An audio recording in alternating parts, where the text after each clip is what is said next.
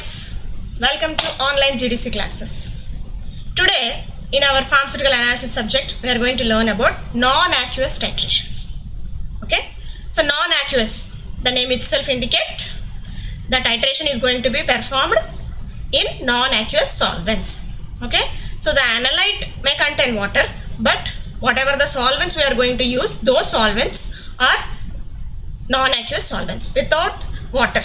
Okay, so non-aqueous titrations are going to be one of the part of the acid-base titrations also, because there you are going to generally acid-base titrations means we use aqueous solvents. So in that category we can also perform the titration by using some non-aqueous solvents. So let us see what are those. If you see the theory and principle involved in non-aqueous titrations, the organic acids and bases which are insoluble in water, so which are extremely weak and cannot be analyzed using normal titrometric methods. So non-aqueous titrometric methods are used in such case. Okay, that means organic acids and bases which are insoluble in water, for those substances we are going to take the choice of non-aqueous solvents. So the main principle involved in this non-aqueous titrometric methods is the samples are dissolved in non-aqueous solvents and the titration is going to be performed by using non-aqueous indicators. So the indicators are also going to be selective and specific for the non-aqueous titrations. Okay, so according to Bronsted-Lowry theory, we know that Bronsted-Lowry theory, how it is there, that means electron acceptor, electron donator. The various reactions that take place during non-aqueous titrations where an acid is a proton donor, okay, and a base is a proton acceptor. So in terms of the protons, this Bronsted-Lowry theory is going to occur. So in this, the acid is a proton donor and base is a proton acceptor according to Bronsted-Lowry theory. Therefore, when an acid undergoes dissociation, it gives rise to a proton and conjugate base is going to be formed for that particular acid. So this is represented here like this. Okay, HA, if it is an acid, then it is going to dissociate into H plus ions as well as conjugate base of the particular acid. Okay, so in that cases, weakly acidic or weakly basic, those substances which are insoluble in water, for those substances we will go for the non-aqueous titrations. So reactants, why we are choosing this non-aqueous titration means, if you can see, the reactants which are insoluble in water are poor solubility, and the reactants which are weakly reactive in aqueous medium, and the reactants which are weakly acidic and weakly basic in nature. For these three reasons, we will go for the non-aqueous titrations. So then what happens?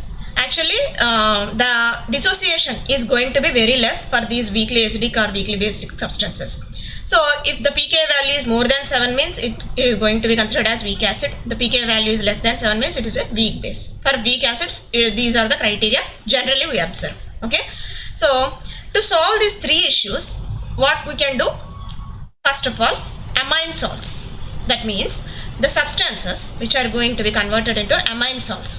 So it is first changed to the water soluble free base, which is extracted with an appropriate organic solvent and treated with an excess volume of the standard acid subsequently. Okay, first of all, what we are going to do here, the water soluble free base, whatever the substance is given, weakly acidic or weakly basic substance, that is going to be converted into water soluble free base, which is extracted with an appropriate organic solvent and then treated with the excess volume of the standard acid. Then the solvent was evaporated and remaining that determined with the standard base. Okay, next, second we can do, that is sodium salts. That means sodium salts which are first acidified to release the water insoluble organic acid, then extracted with a suitable organic solvent.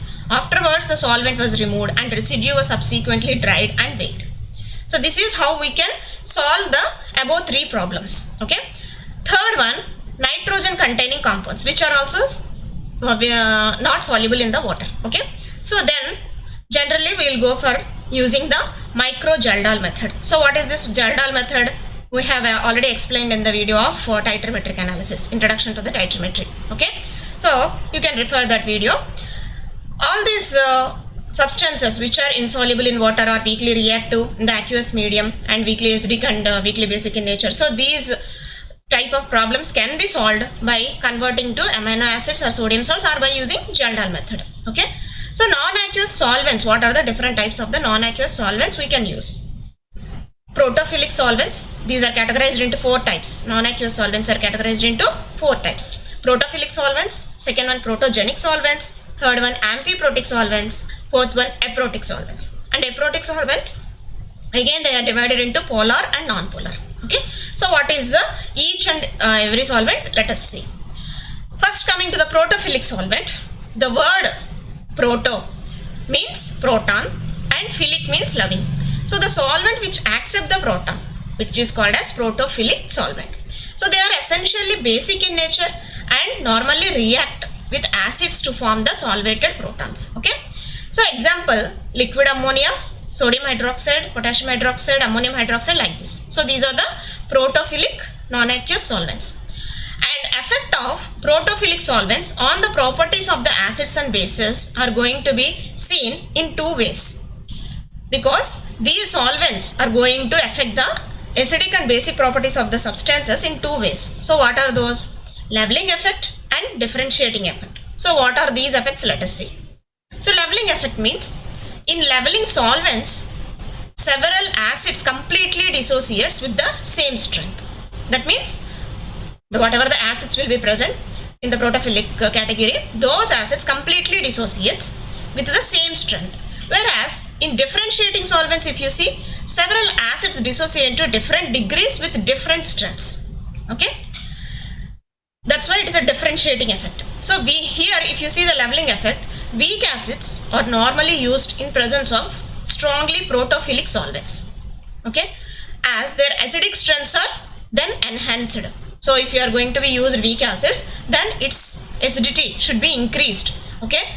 Then become comparable to those of strong acids, which is known as the leveling effect. So leveling effect means it is going to balance that. So the acidity is going to be increased. So in other words, it can say that strong protophilic solvents convert the weak acid to the strong acid, which is known as the leveling effect. Okay.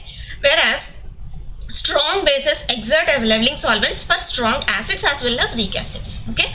So here if you see the differentiating effect, weak bases exert as differentiating solvents for strong acid as well as weak acids. Okay. Here also strong bases are going to exert as a leveling solvents. So that is a called leveling effect. Whereas differentiating effect, weak bases are going to exert as a differentiating solvent for strong and as well as weak acids. Okay.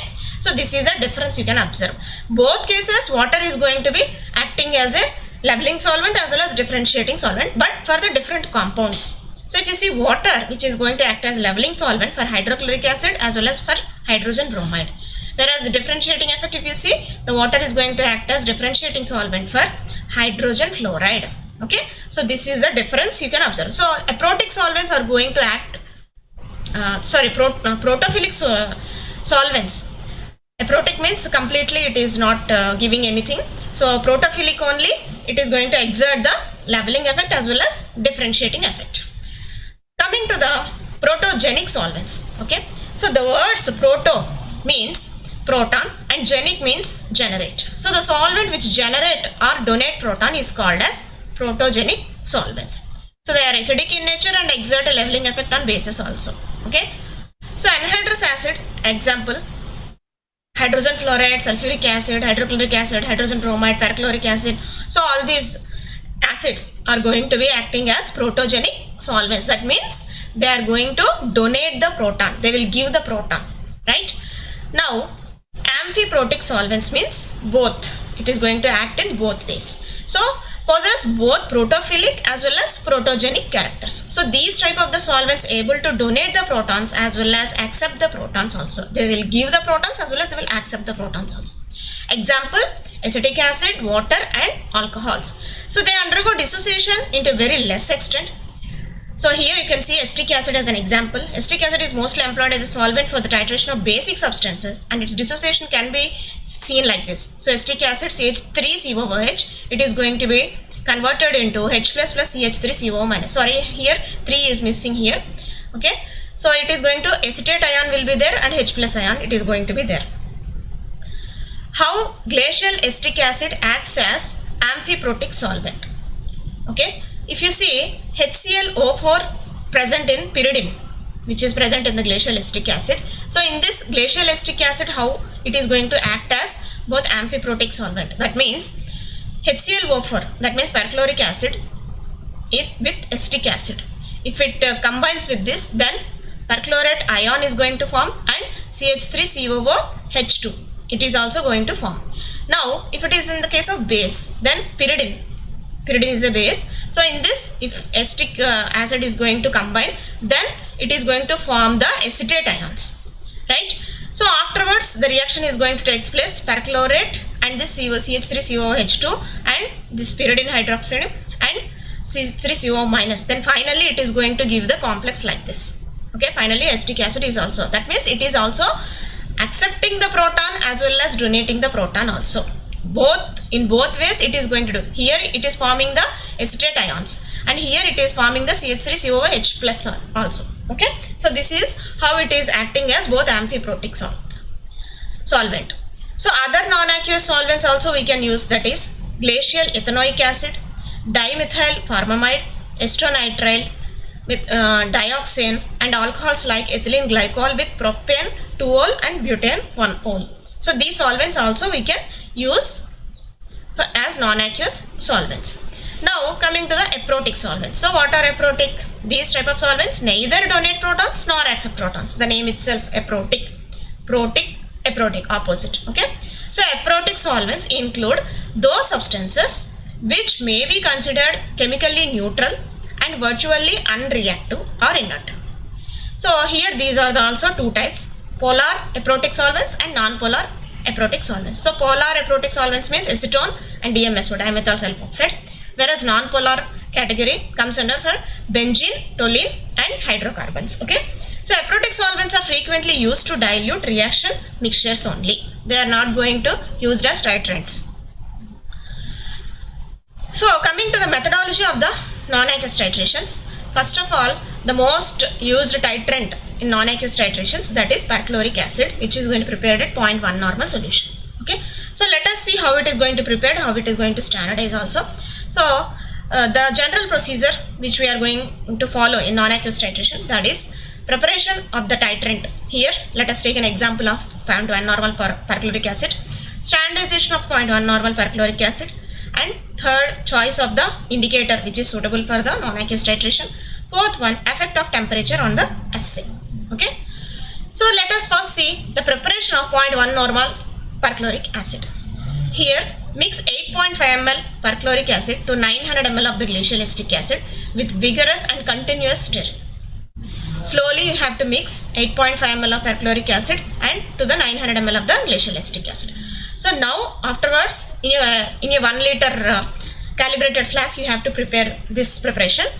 Now add 30 ml of acetic anhydride and make up the volume to 1 liter with glacial acetic acid in the volumetric flask. So allow to stand for the 24 hours before use. That means whenever the titration is planned, before 1 day you have to prepare this perchloric acid. So perchloric acid, generally it is a very strong acid, and when it is dissolved in acetic acid it forms onium ion. Here you can see the onium ion structure, CH3COOH2 plus. That's what we have seen in the previous slide also. So after combining with the protons donated by the perchloric acid, it is going to form the onium ion. Okay. So generally this is the reaction. Here you can see. So acetic anhydride, why it is added in preparation of perchloric acid, that is whenever acetic anhydride is added,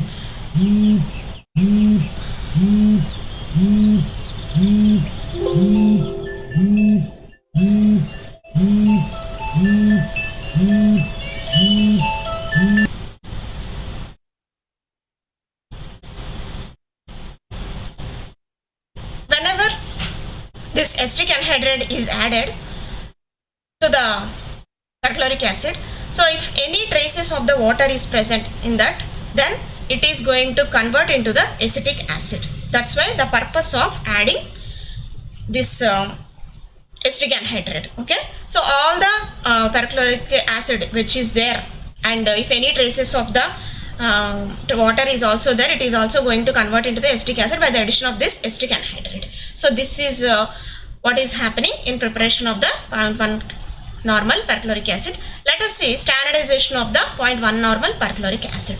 So here, first of all, weigh accurately about 0.5 grams of potassium hydrogen phthalate in 100 ml conical flask.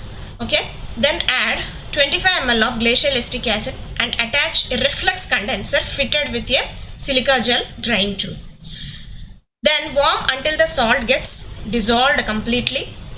Then cool and titrate with 0.1 normal perchloric acid by making use of any of the following indicators, that is either crystal violet or 𝙤𝙎𝑃𝙁 blue B. So if you use crystal violet, it is going to give you blue to bluish grey, that means light green color you are going to see, and 𝙤𝙎𝑃𝙁 blue if you use, then it will give you blue to pink color. Okay, so potassium hydrogen phthalate, it is going to be a primary standard substance which is going to used for standardization of this perchloric acid. It is going to combine with the chlorate ion. It is going to give you the potassium perchlorate. Okay, then potassium hydrogen phthalate ion. Right, so by reacting with the chlorate ions present in perchloric acid, it is going to give you the potassium perchlorate, whereas potassium hydrogen phthalate. Right, so this phthalate ion, when this onium ion is formed, what we have discussed in the previous slide, this onium ion. Okay, so whenever this hydrogen coming from this perchloric acid, it is going to form with the acetic acid a onium ion. So this onium ion is going to give one proton, then it is going to form acetic acid. Okay, so that means acceptance of the proton as well as donating of the proton is also going to takes place here. So that's why this phthalate ion is converted to phthalic acid and onium ion is converted to acetic acid. Okay, so this is how we are going to perform the standardization of perchloric acid. So by using non-aqueous solvents, we can perform some of the assays also. So these non-aqueous titrations can be categorized into two types: acidimetry in the non-aqueous titrations, alkalimetry in the non-aqueous titrations. So if you see different types of the solvents used based on the acidity nature, basicity nature, it is going to be categorized. So the basic equipment is like this only: conical flask and burette. Take the analyte containing the samples, that means whatever the analyte you are going to determine, and add indicator and titrate with the titrant solution. Okay, so this is manual method. By using some auto titrators also you can perform the non-aqueous titration. So exactly at the equivalence point you will get that. So here you are going to see the endpoint determinations. So indicators which are used in this visual methods, non-aqueous titrations, these are some of the examples: crystal violet, alpha naphthol benzene, 𝙤𝙎𝑃𝙁 blue B, and quinidine red. Some of the examples which are going to prepared in the non-aqueous solvents only. Like here you can see glacial acetic acid is used as a solvent here, and for quinidine red you are going to see 0.1% in methanol. So these are the different color changes you are going to observe in basic and acidic conditions. So let us see what is acidimetry in the non-aqueous titration. It is used for the quantitative estimation of the basic drugs. So titrant used in acidimetry, that is acidic in nature like perchloric acid, and solvents like glacial acetic acid is used. Indicators like crystal violet, okay, which is violet to light green endpoint is going to be seen there. So this acidimetry in the non-aqueous titrations, some of the other examples: ephedrine, morphine, adrenaline, acyclovir, caffeine, all these drugs are also going to be analyzed by this type of titration. So acidimetry is also can be subdivided into two types, that is titration of primary, secondary and tertiary amines like methyl dopa. So these amines are also can be analyzed by using this non-aqueous titrations, and titration of halogen acid salts of the bases are going to be estimated. Now coming to the alkalimetry, it is used for the quantitative estimation of acidic drugs.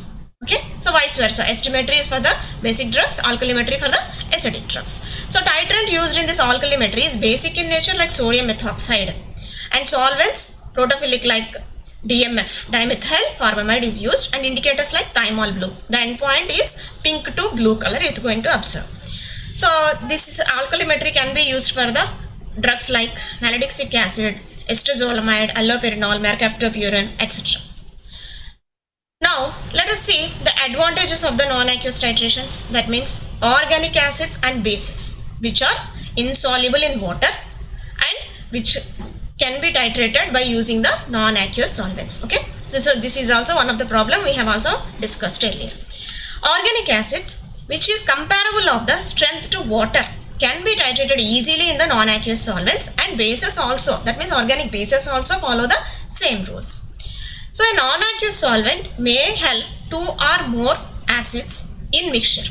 That means mixed solvents also you can use, and mixed substances also you can titrate. So the individual acid can give separate endpoint in different solvents. That is also one of the advantage of this non-aqueous titration. So by proper choice of the solvents as the indicator, the biological ingredients of a substance, whether acidic or basic, can also be selectively titrated. Okay. So non-aqueous titrations generally they are simple and accurate while performing with manually, as well as by using some instruments also, and different detection techniques are also available, like different potentiometrically also you can determine non-aqueous endpoints, as well as different like conductometry titrations also you can perform by using the non-aqueous methods.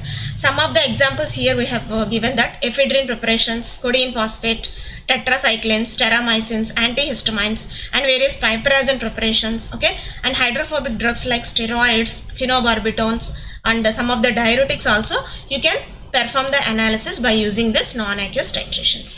And mostly ephedrine and sodium benzoate generally you study well in the as an assay method. Okay, for all these type of drugs we are going to use this non-aqueous as the best method. So all the titration curves, whatever we are going to see, those are also similar to the acid based titrations only. Only the difference between non-aqueous and aqueous titrations are only the solvents we are going to use. Okay, so that is only the basic difference, and you can have more accurate results with the non-aqueous titrations, but only the drawback here is these non-aqueous solvents are highly volatile in nature, because some of the alcohols are also going to be used, and some non-aqueous solvents are very expensive, as well as some of the non-aqueous solvents are toxic also. Okay, so these are the different concepts about non-aqueous titrations.